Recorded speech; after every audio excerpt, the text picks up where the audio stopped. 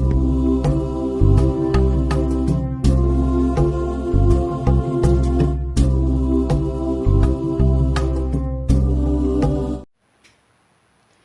Guys, welcome back to my channel learn investments with Riya.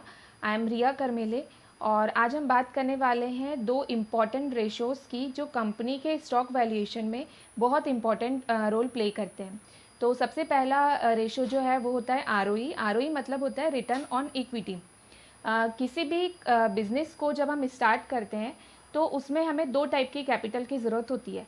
First होता है एक equity capital, second होता है डेट कैपिटल। इक्विटी कैपिटल मतलब वो कैपिटल होता है जो कंपनी शेयर होल्डर्स से रेज करती है, उसे बोलते हैं इक्विटी कैपिटल। और डेट कैपिटल मतलब होता है कि अगर किसी कंपनी ने कुछ फाइनेंशियल इंस्टीट्यूशन से या फिर बैंक से लोन लिया है तो उसे डेट कैपिटल बोलते हैं।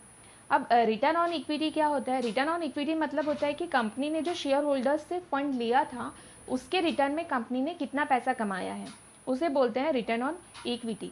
अब इसको कैलकुलेट करने के लिए कंपनी की जो नेट प्रॉफिट होता है, मतलब टैक्स पे करने के बाद जो प्रॉफिट बचता है, वो प्रॉफिट को डिवाइड किया जाता है value of equity share holders से।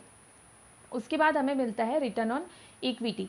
अब किसी भी कंपनी के स्टॉक को अगर हम लॉन्ग टर्म के लिए बाय कर रहे हैं तो ये देखना बहुत ज़रूरी है कि उसका पास्ट ईयर में रिटर्न ऑन इक्विटी कंपनी का कितना है। अब मिनिमम कितना रिटर्न ऑन इक्विटी होना चाहिए?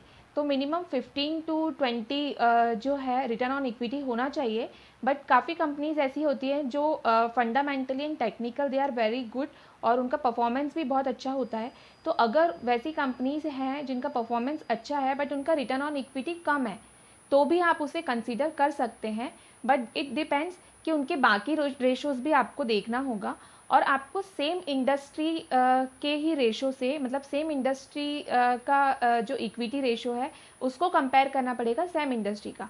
सपोज़ अगर मैं मेटल इंडस्ट्री का स्टॉक लेना चाहती हूँ, सपोज़ मैंने टाटा स्टील लिया है, तो मुझे सेम ही इंडस्ट्री का स्टॉक देखना पड़ेगा। मैं बैंकिंग सेक्टर का स्टॉक नहीं देख सकती, मतलब मैं टाटा स्टील को एक्सिस बैंक या एचडीएफसी से कंपेयर नहीं कर सकती हूँ। ये एक इम्पॉर्टेंट चीज़ होती है जो हमें रिटर्न ऑन इक्विटी देखते टाइम देखना चाहिए। सेकेंड होता है dividend pay out ratio. Dividend pay out ratio को समझने के लिए सबसे पहले हम ये देखते हैं कि डिविडेंड क्या होता है। डिविडेंड मतलब ये होता है कि कंपनी ने साल भर में जो भी प्रॉफिट कमाया है उसे वो शेयर होल्डर्स को डिविडेंड के फॉर्म में रिटर्न करती है, इसे बोलते हैं डिविडेंड। अब डिविडेंड सपोज किसी कंपनी ने डिक्लेयर किया है कि वो 40% डिविडेंड जो है वो देने वाली है शेयर होल्डर्स को, तो 40% आप काय का किस चीज़ का कैलकुलेट करोगे? आपको कैलकुलेट करना है फेस वैल्यू का। सपोज किसी इस कंपनी के स्टॉक की जो वैल्यू है, फेस वैल्यू है, वो 10 रुपी है और कंपनी ने डिक्लेयर किया है कि हम 40% डिविडेंड जो है वो देने वाले हैं। तो 40% मतलब 10 इंटू 40% जो रहेगा मतलब 4, ये जो रहेगा डिविडेंड पर शेयर कंपनी जो है वो पे करने वाली है।